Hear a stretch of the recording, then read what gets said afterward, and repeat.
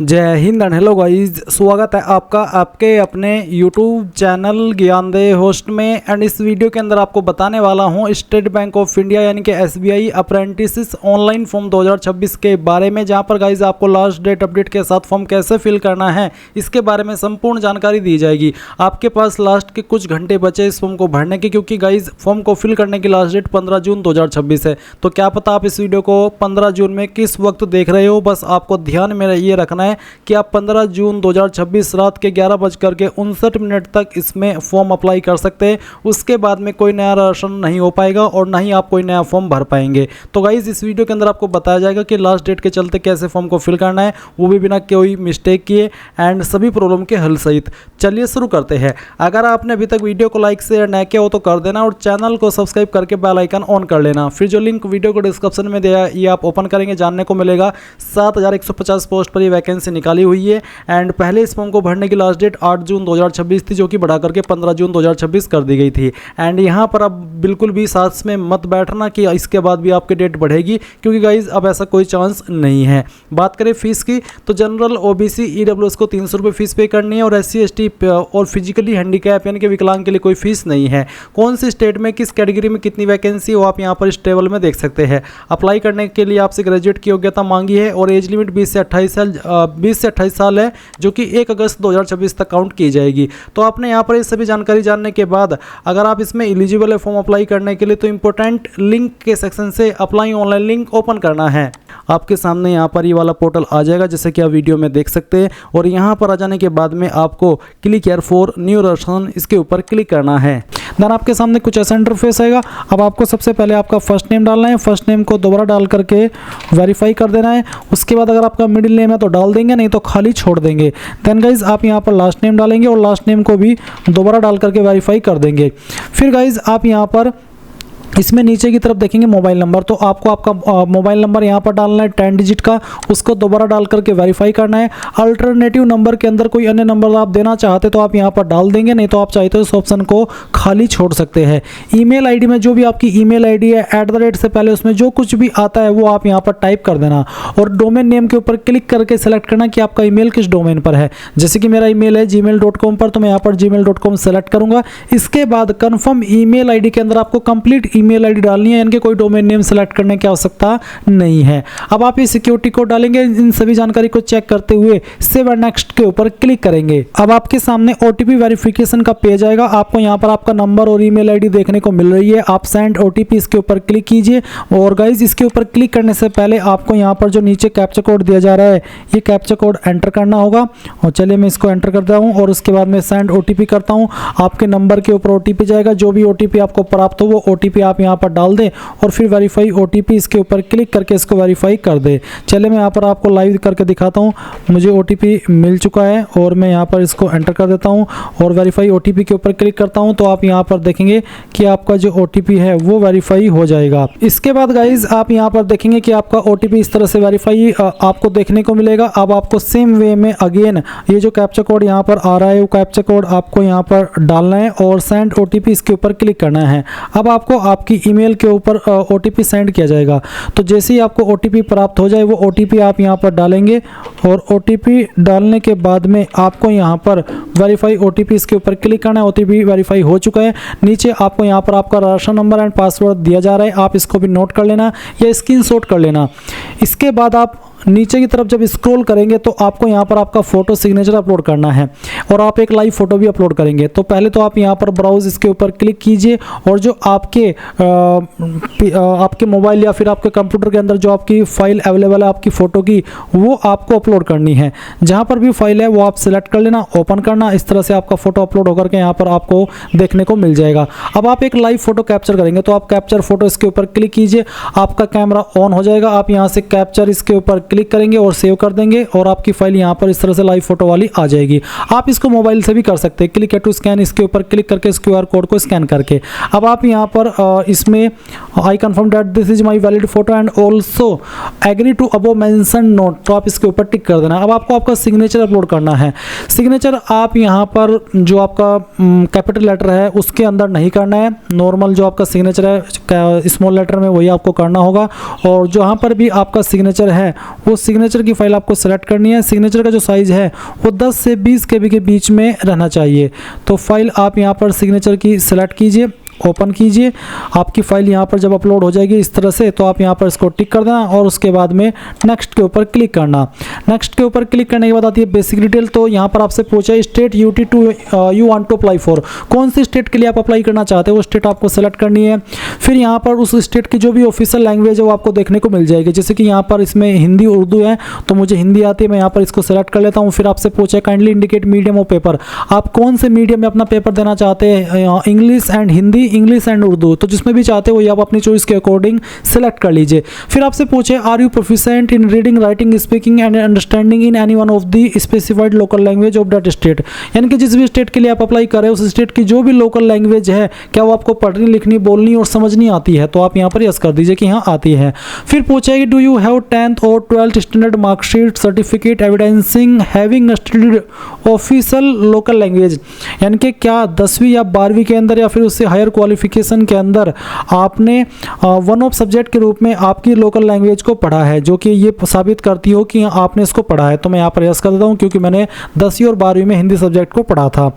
इसके बाद आती है डिस्ट्रिक्ट। तो आपको यहाँ पर आपकी डिस्ट्रिक्ट की प्रेफरेंस देनी है, तो किस डिस्ट्रिक्ट के अंदर आप चाहते हैं कि मेरा अगर सिलेक्शन हो जाए तो मैं उसमें जॉब चाहूँ, तो वो आपको यहाँ पर सेलेक्ट कर लेना है, पहली चॉइस, उसके बाद में सेकंड चॉइस और फिर यहाँ पर तीसरी चॉइस। फिर यहाँ पर नीचे आती है कैटेगरी। तो जो भी आपकी कास्ट कैटेगरी है जैसे कि जनरल, ओबीसी, डब्ल्यूएस, वही आप सेलेक्ट कर लेंगे। अगर ओबीसी तो फिर आपको यहाँ पर आपकी सब कास्ट पे एंटर करनी है। एससी, एसटी, एसटी, जनरल के सामने ऑप्शन एक्टिवेट नहीं होगा। इसके बाद नीचे की तरफ आपसे पूछा कि क्या आप बेंचमार्क डिसेबिलिटी वाले कैंडिडेट हैं, यानी कि विकलांगता है आपकी 40% या उससे ज़्यादा, अगर हाँ तो यस, नहीं तो आपको नो करना है।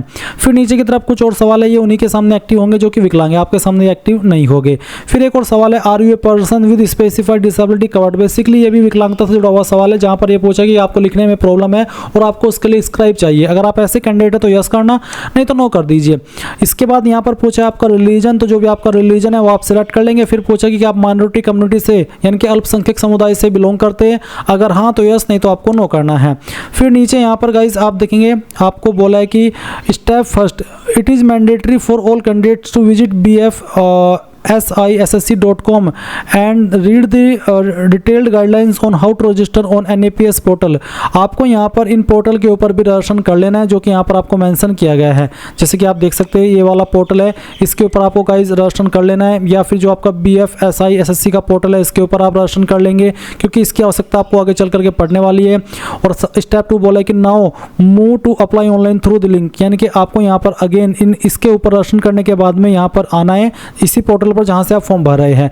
अब आपको पूछा कि do you register on national apprenticeship promotion scheme NAPS portal before, अगर आपने इस वैकेंसी पर अप्लाई करने से पहले ये रजिस्ट्रेशन कर लेता है इस पोर्टल के ऊपर तो आप यस करेंगे, और अगर नहीं किया तो आप नो करेंगे। नो करने पर आपको यहाँ पर उस पोर्टल के ऊपर सेंड किया जा सकता है, और अगर आप यस करते हैं तो गाइज आपको यहाँ पर जो NAPS पोर्टल है जिसके बारे में आपको यहाँ पर बोला जा रहा है, चलिए मैं आपको दिखाता हूँ NAPS पोर्टल कौन सा है। NAPS मैं यहाँ पर लिखता हूँ और पोर्टल, उसके बाद में ये जो वेबसाइट आएगी ये वाली वेबसाइट के ऊपर आपको रजिस्ट्रेशन कर लेना है। अगर आपने नहीं किया तो कर लीजिए, या फिर इस पोर्टल के ऊपर रजिस्ट्रेशन कर लीजिए जो कि यहाँ पर आपको मेंशन किया गया है BFSISSC.com। इसके ऊपर रजिस्ट्रेशन करने का प्रोसेस अलग रहता है, तो उसके ऊपर रजिस्ट्रेशन कैसे करना होगा उसके लिए गाइज मैंने अलग से वीडियो बनाई हुई है, जिसका लिंक मैं आपको यहाँ पर इंपॉर्टेंट लिंक के सेक्शन में डाल दूंगा, जिसको वॉच करके आप रजिस्ट्रेशन कर लेना। और उसके बाद में जो आपको रजिस्ट्रेशन ID मिलेगी वो आप यहाँ पर डाल दीजिएगा। और उसके बाद नीचे की तरफ आप यहाँ पर देखेंगे state UT which centre of exam belong, कौन से स्टेट के अंदर आप आपका एग्जाम सेंटर चाहते हैं वो आपको यहाँ पर सिलेक्ट कर लेना है। फिर किस सिटी के अंदर चाहते हैं वो सिटी आपको यहाँ पर सिलेक्ट कर लेनी है इस तरह से। उसके बाद पर्सनल डिटेल आएगी, तो आपको डेट ऑफ बर्थ बतानी है, पहले डे, फिर आपका मंथ और जो भी ईयर है वो भी आप यहाँ पर इस तरह से सिलेक्ट कर लेंगे। इसके बाद में आप देखेंगे आपका जेंडर, फिर पूछेगी क्या आप जुड़वा भाई बहन है, अगर हाँ तो यस, नहीं तो आप नो करेंगे। फिर गाइज यहाँ पर आपका मैरिटल स्टेटस बताना होगा, मैरिड, अनमैरिड, जो भी आपका स्टेटस है वो आप यहाँ पर सेलेक्ट कर लीजिए। फादर फर्स्ट नेम, तो जो भी आपके फादर का फर्स्ट नेम है वो आपको यहाँ पर एंटर करना है। उसके बाद मिडिल नेम और फिर यहाँ पर लास्ट नेम। देन गाइज यहाँ पर आपकी जो माता जी उनका फर्स्ट नेम, मिडिल नेम और लास्ट नेम डाल देना है। शादी हो चुकी है तो आपका स्टेटस मैरिटल स्टेटस में अनमैरिड के अलावा मैरिड या फिर कुछ भी हो सकता है। और फिर आपको यहाँ पर आपके पति या पत्नी का नाम देना होगा।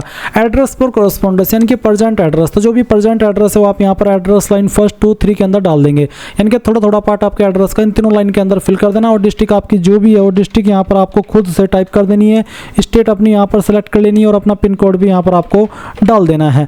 अब अगर आपका प्रेजेंट एड्रेस और परमानेंट एड्रेस सेम है तो आप इस बॉक्स को टिक कर देंगे। और उसके बाद किस एड्रेस के ऊपर आप अपनी एप्लीकेशन फीस की जीएसटी इनवॉइसिंग सेंड करना चाहते हो आपको सेलेक्ट करना होगा। और फिर यहाँ पर आपके सामने आपकी फीस का अमाउंट आएगा। अगर आप SC ST है तो आपको यहाँ पर 0 देखने को मिलेगा।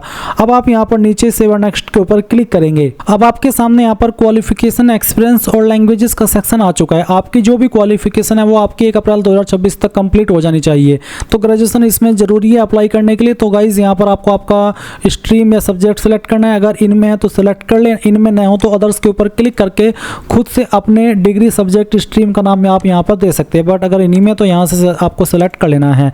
फिर आपको नेम ऑफ कॉलेज आपको बताना है कि कहाँ से आपने आपका जो क्वालिफिकेशन है वो किया है, उसका पूरा नाम आप यहाँ पर इस तरह से एंटर कर देना है। डेट ऑफ पासिंग, कौन से डेट में आपने इसको पास कर लिया था वो भी आप यहाँ पर इस तरह से सिलेक्ट कर लेंगे।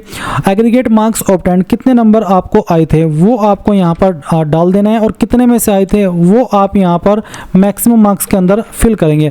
अगर आपके नंबर CGPA के अंदर है तो आप मार्क्स को मत भर करना, आपको CGPA ऑब्टेन्ड और टोटल CGPA भरनी है। इसके बाद गाइज परसेंटेज आपकी कितनी होती है वो परसेंटेज आप डाल देंगे। और क्लास ग्रेड आपकी क्या आती है वो आपको सेलेक्ट कर लेना है। अगर आपके पास कोई अन्य क्वालिफिकेशन है तो उसकी जानकारी भी आप यहाँ पर दे सकते हैं। फिर पूछा कि डू यू हैव ट्रेनिंग और job experience for a period of 1 year और more after the attending these qualification, यानी कि जो क्वालिफिकेशन है ये करने के बाद में क्या आपके पास 1 या उससे ज़्यादा साल का एक्सपीरियंस है। अगर हाँ तो यस, नहीं तो आप नो करेंगे। फिर पूछा कि क्या आप अप्रेंटिसशिप जो है वो पहले भी की है SBI से या फिर किसी अन्य ऑर्गेनाइजेशन से। अगर हाँ तो यस, नहीं तो आप नो करेंगे। अगर आपके पास कोई एक्सपीरियंस है तो इसको भर देंगे, वैसे इसमें एक्सपीरियंस चाहिए नहीं तो आप इसको खाली छोड़ दीजिए। लैंग्वेज यहाँ पर आपकी जो कंपलसरी जो आपको आनी ही चाहिए वो यहाँ पर इस तरह से देखने को मिलेगी। आप बताइए कि मुझे पढ़नी आती है, लिखनी आती है और बोलनी आती है। उसके बाद में जो सेकंड लैंग्वेज आती है वो आप यहाँ पर लिख देंगे और बताएंगे मुझे पढ़नी आती है, लिखनी आती है और बोलनी आती है, तो ये इसको ऑन करना। एंड अगर आपको कोई तीसरी लैंग्वेज भी आती है तो वो भी आप यहाँ पर इस तरह से बताएंगे। फिर आपको सेव एंड नेक्स्ट के ऊपर क्लिक करना है। इसके बाद जो भी जानकारी आपने भरी है उसका प्रीव्यू आपके सामने आएगा। सभी जानकारी चेक करते हुए आप यहाँ पर नीचे की तरफ आएंगे और आई एग्री इसके ऊपर क्लिक करेंगे। कंप्लीट राशन के ऊपर क्लिक करके यहाँ से ओके करेंगे, एक बार फिर से ओके करेंगे। अब आपको यहाँ पर इसमें डॉक्यूमेंट अपलोड करना है तो आपका लेफ्ट थंब इंप्रेशन यानी कि बाएं अंगूठे का निशान, तो चूज फाइल उसके ऊपर क्लिक कीजिए और जहाँ पर भी थंब इंप्रेशन है वो आपको यहाँ पर सेलेक्ट कर लेना है। चलिए मैं आपको यहाँ पर एक फाइल अपलोड करके दिखाता हूँ। इस फाइल को मैं यहाँ से सिलेक्ट कर लेता हूँ, ओपन करता हूँ। आपकी फाइल इस तरह से आ जाएगी जैसे कि आप अभी वीडियो में देख सकते हैं। आप इसको ओके कर दीजिए।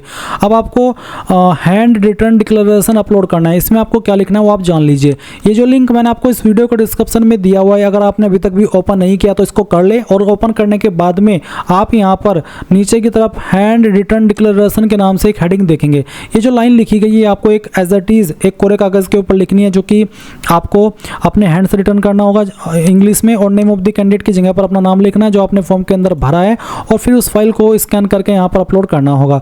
उसका साइज 100 KB से कम आपको रखना है। 100 KB से ज़्यादा होगा तो वो अपलोड नहीं हो पाएगी। तो फाइल सेलेक्ट कीजिए, ओपन कीजिए। इस तरह से जब यहाँ पर ओपन हो जाएगी और आपको इसको ओके कर देना है। इसके बाद जो कैप्चा कोड आपके सामने आएगा वो आप यहाँ पर इस तरह से एंटर कर देंगे और सेव एंड नेक्स्ट के ऊपर क्लिक कर देंगे और यहाँ से ओके करेंगे। इसके बाद गाइज अगर आप SC ST है तो डायरेक्टली आपका फॉर्म सबमिट हो जाएगा और आप अपने फॉर्म का फाइनल प्रिंट आउट ले पाएंगे। बट अगर आप जनरल OBC है तो आपके सामने ये वाला इंटरफेस आएगा और आपको यहाँ पर इसमें कैप्चा कोड डालना है और सबमिट कर देना है। इसके बाद ओके करेंगे, आपको पेमेंट के पेज पर ट्रांसफ़र किया जाएगा। जब आप आपकी फ़ीस पे कर देंगे वो सक्सेसफुल हो जाएगी तो गाइज आप अपने फॉर्म का फाइनल प्रिंट आउट ले पाएंगे। फीस आप यहाँ पर इनमें से किसी भी माध्यम का इस्तेमाल करके जमा कर सकते हैं। तो गाइज ये था आपका state bank of India apprentice online form 2026 के बारे में पूरा प्रोसेस। आई होप ये प्रोसेस आपको पसंद आया होगा। So thanks for watching. जय हिंद।